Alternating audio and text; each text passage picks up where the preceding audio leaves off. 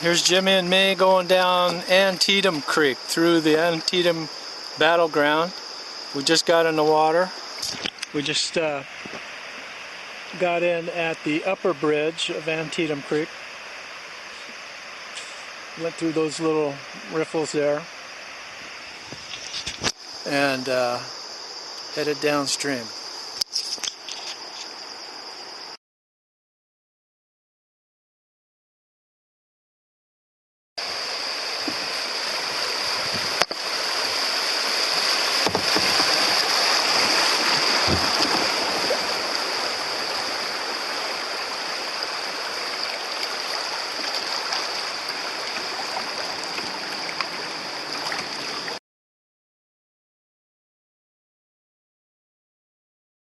Jimmy coming up behind me here. A couple little kayaks. Beautiful day. September 24th, 2012. Jimmy decided to run into me. Sorry. So anyway, we're just below what's called the upper bridge. That's where the Yankee troops crossed the Antietam in order to stop the Confederates from getting into position.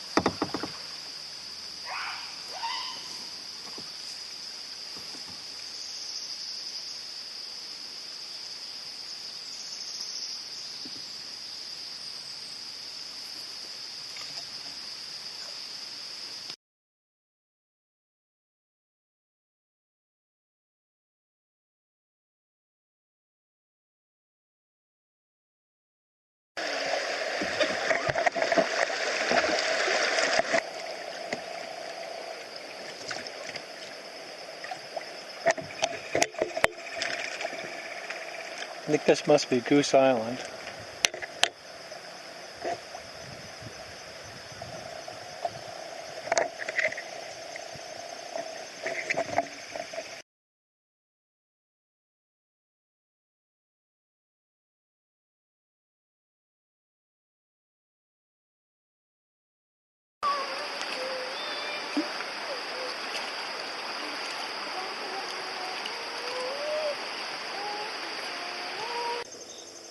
think this area is what's called the old crossover. It looks like an old stone built and timber structure in there.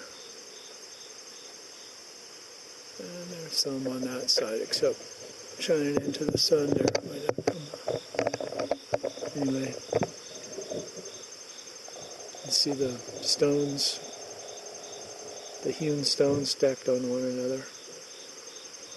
I don't know how old it is. Might not be that old.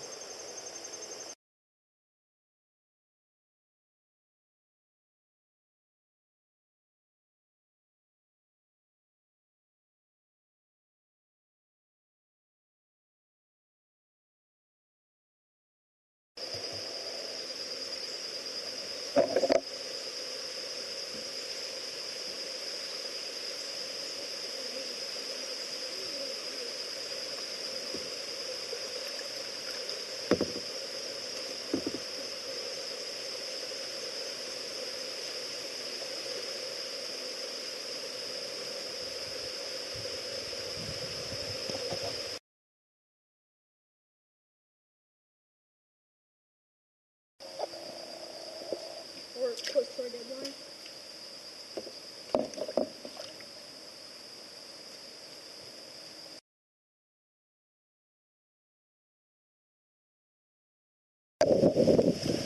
Here we go onto the middle bridge. Federal and Confederate troops didn't battle over this one so much as they did a lot of crossing back and forth. We haven't gotten to the Burnside bridge yet. It's got a couple more, 3 more miles, I think. 3 more miles.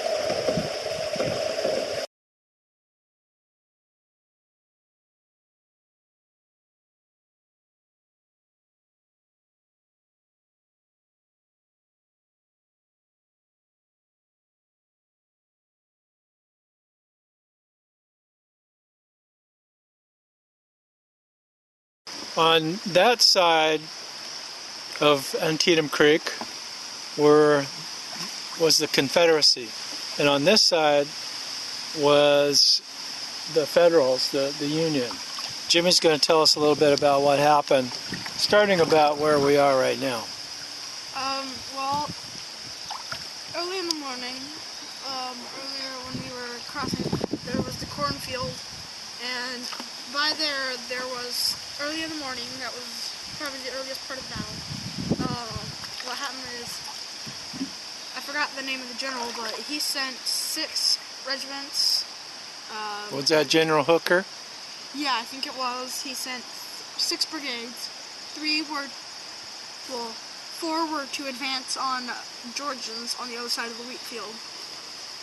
What first happened was that they got through the wheat field, but the Confederates could see their flag. So when they came to the other side, the Confederates stood up and started firing across onto the Union soldiers. And then the Union ended up being able to push the Confederates back across a little farm fence that was about from this side to about the halfway point on the river, on the creek. Yeah, and then so that it was a kind of an eyeball-to-eyeball fight, as the documentary that I watched said. And then the other 2 regiments came up behind the Confederates, behind a little stone river.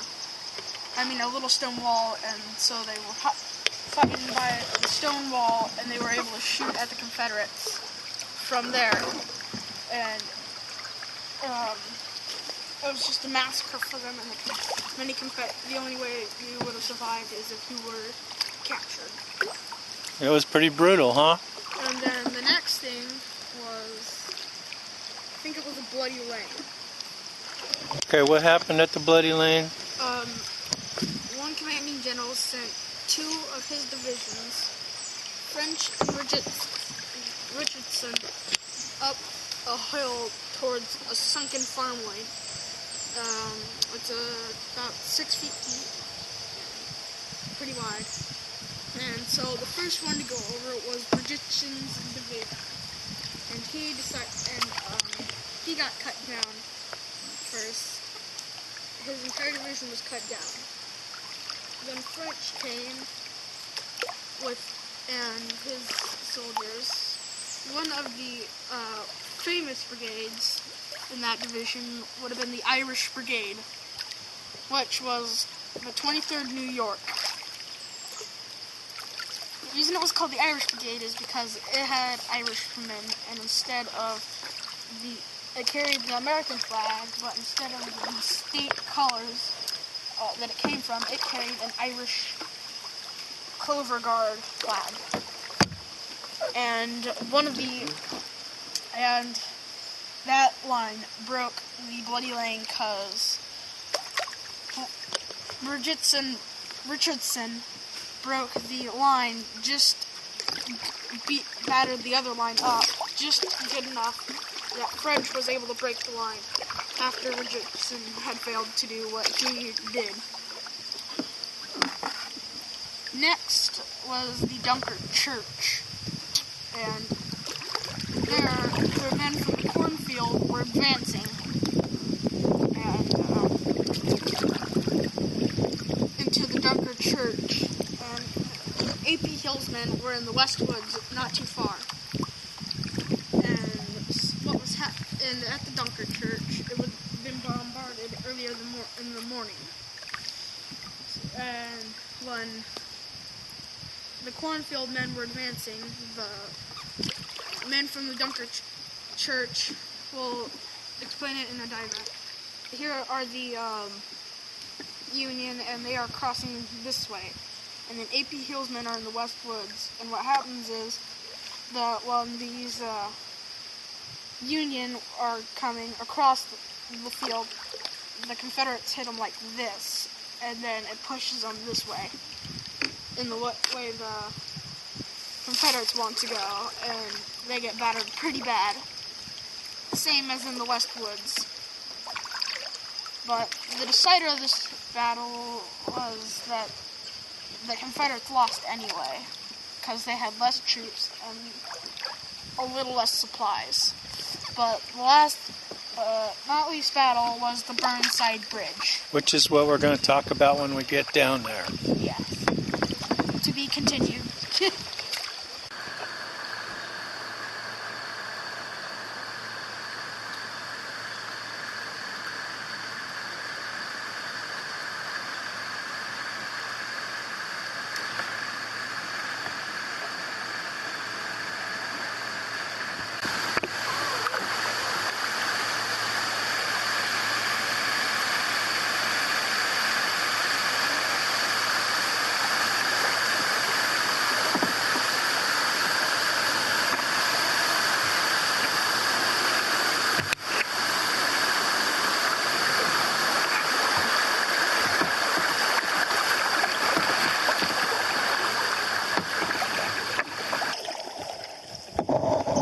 Okay, tell me the story.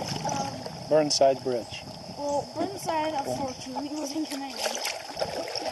Don't splash. He was in charge of his division. So he decided to go up and attack Burnside Bridge. And he said his first wave took cover along a stone wall just up ahead. And the Georgians were up on the hill on this side. And so the Union were coming down a hill trying to attack. The first wave took cover behind a hill and tried to run across the river. On the bridge? No, across the river. Just right here where we are about? Right next to the river, right there. Oh. The next, and another part of that brigade part, he decided to go across. Well, he got picked off. The second wave took cover behind, tried to do the same thing, but except with no river crossing. They just tried to go across the bridge. That didn't work either. Then the third wave took the cover behind the stone bridge and the fence over there. So they had two positions firing up on the Georgians up on the hill. So that made it easier, a little bit easier for the troops down here trying to cross it. And then one by one the Georgians were picked off and eventually retreated, and a huge mass of troops just moved straight across the Burnside Bridge. Pushed the Confederates on back. And there again is the Burnside Bridge that we're coming up on. We're going to go ahead and paddle up to that. Now it was a lot more wooded, I think, than here. There's a lot more trees.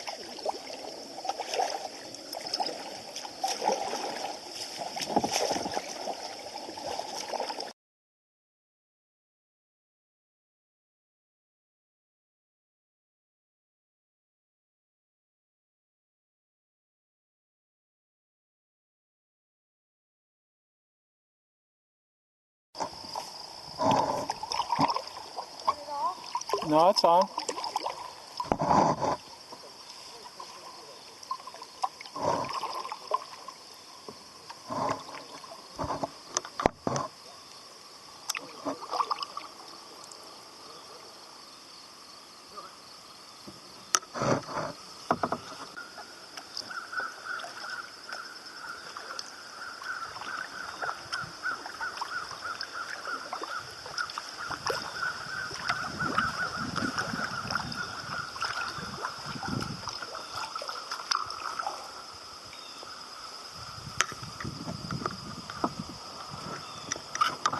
Here we go under the Burnside Bridge.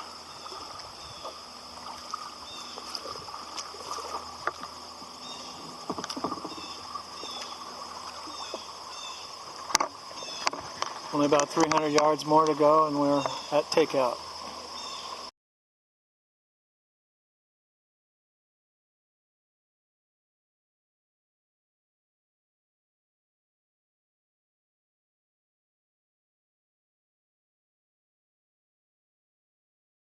Here we come to the end of our kayaking adventure. Jimmy's excited about going over this last little drop.